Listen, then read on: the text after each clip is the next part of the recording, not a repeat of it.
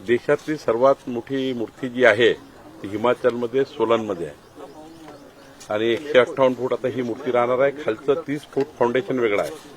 30 फूट foundation पकडलं तर 188 metre होईल, 188 फूट होईल आणि 5 फुटाचा वर कळस राहणार आहे आणि त्यामुळं जशी 163 पण जाईल, पण आता आम्ही देशातली सर्वात उंच मूर्ती म्हणून कोराडी महालक्ष्मीजवळ या तलावामध्ये तयार होणार।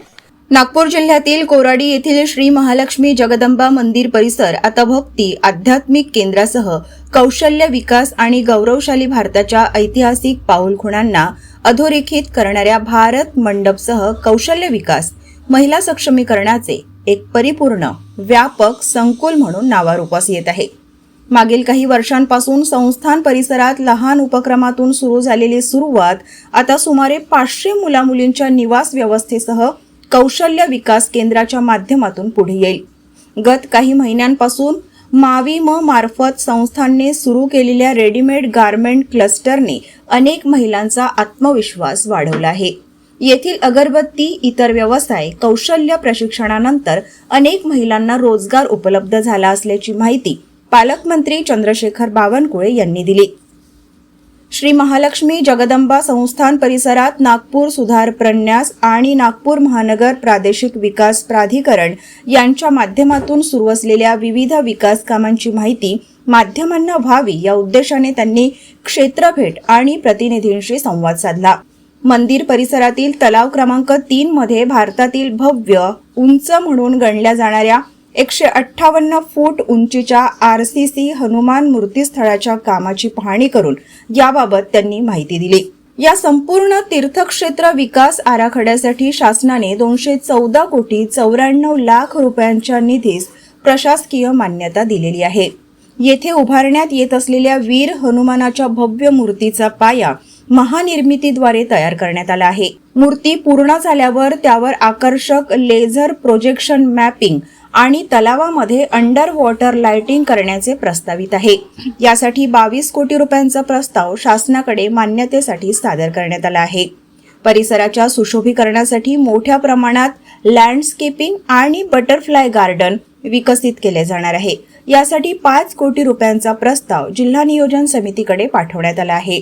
या परिसरात मूर्तीच्या पायथ्याशी असलेल्या इमारतीमध्ये गुणग्राहक गुणी सागर म्हणून श्रद्धेने पाहिलेल्या वीर हनुमानांच्या जीवन प्रसंग वर्णनावर आधारित एक भव्य संग्रहालय उभारण्याचेही प्रस्तावित आहे। इमारतीच्या दर्शनी भागात ग्लेझिंगचे काम नासूप्रच्या निधीतून स्वतंत्रपणे केले जात आहे। हा प्रकल्प पूर्ण झाल्यावर या ठिकाणी पर्यटन आणि इतर उपक्रमांमधून हजारो कुटुंबांना रोजगार मिळेल। याचबरोबर आध्यात्मिक दृष्टीने नागपूर जिल्ह्यातील एक प्रमुख आकर्षण केंद्र म्हणून हे स्थळ महत्त्वपूर्ण ठरणार असल्याचे पालकमंत्री चंद्रशेखर बावनकुळे यांनी सांगितले। तलावामध्ये पूर्ण पाणी भरून असणार आहे, बोट असणार आहे जाण्याकरता आणि दर्शनाला जाता येईल तिथे। तर अशी मूर्ती या ठिकाणी साकारण्यात आलेली आहे। मला वाटतं 3 महिन्यामध्ये आम्ही माननीय केंद्रीय गृहमंत्री अमित शहा यांची वेळ मागणार आहे। त्यांच्या हस्ते हा उद्घाटनाचा कार्यक्रम मूर्तीच्या दर्शनाचा कार्यक्रम या ठिकाणी सुरू करणार आहोत। एक भव्य परिसर या ठिकाणी तयार झालेला आहे। भारतीय विद्याभवनकडून या ठिकाणी रामायणा कल्चरल सेंटर, रामायणा सांस्कृतिक केंद्र या ठिकाणी तयार झालं आहे। भारतीय विद्याभवनतर्फे या ठिकाणी भारत माता मंडपम 1857 पासून भारताचा इतिहास कालपर्यंत या ठिकाणी लिहिला गेला आहे। या ठिकाणी 7D थिएटर होत आहे, सायक्लोरामा होते आहे, ॲडव्हेंचर पार्क होत आहे, किड झोन होते आहे। या ठिकाणी लवकरच स्किल डेव्हलपमेंट सेंटर आणि 500 मुलांचं वसतिगृह होते आहे, हॉस्टेल होते आहे।